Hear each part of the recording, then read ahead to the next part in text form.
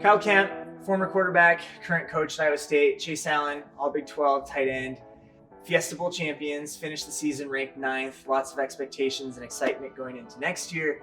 It's come to be this really big and awesome thing, but it came from a place where it wasn't always so great. I mean, in 2016, your guys' first year on campus, 3 wins.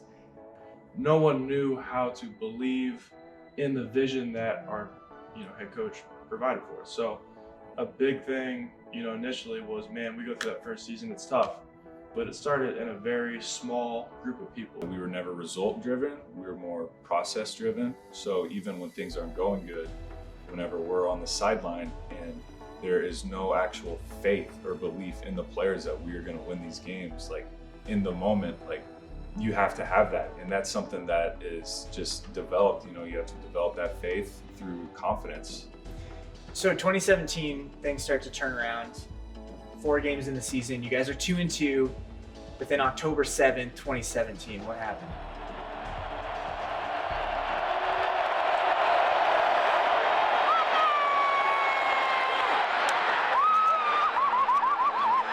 You come into hostile territory, not having won in this series in 18 years. How did you pull this off with a guy playing both ways and a third-string quarterback? Well, I don't think he's a third-string quarterback anymore.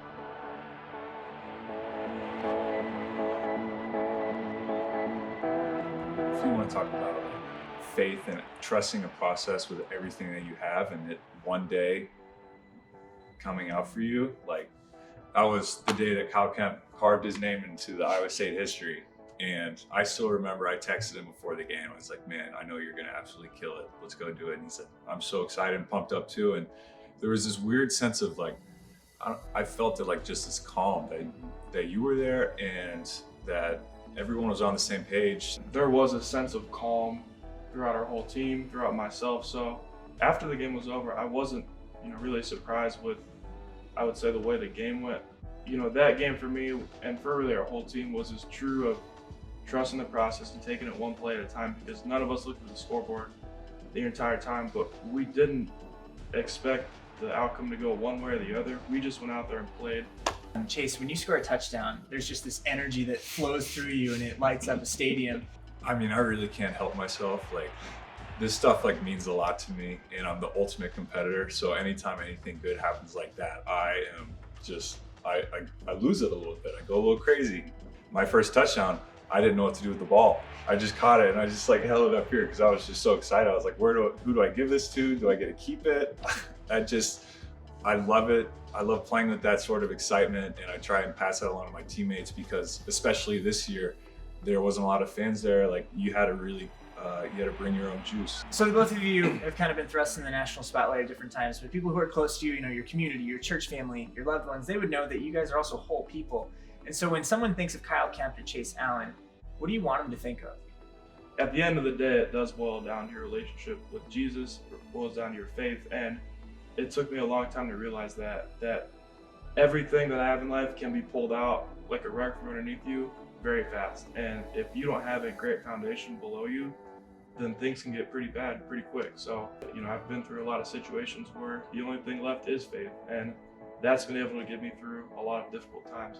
I'd say it's just freeing knowing that I don't have to do it all by myself. And that's something that I've learned a lot recently, because I work really hard at what I do and I'm involved with a lot of things, and sometimes I feel like I might be stretched too thin, but it's really just super centering knowing that I don't have to carry it all on my shoulders. And in my walk with Christ, I've seen this out of so many people, and it's so encouraging.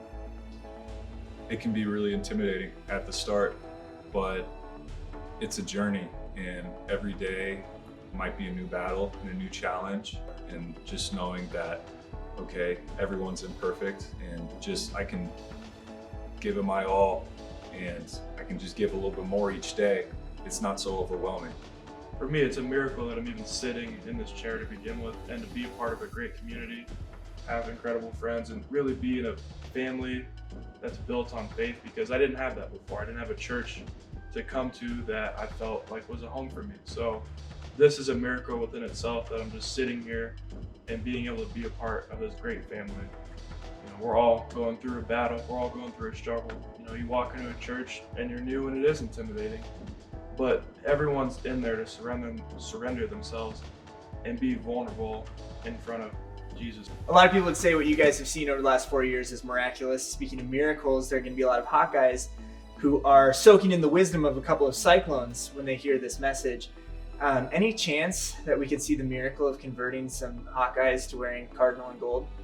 Maybe the greatest miracle of them all, but keep the faith. That's all I got to say about that.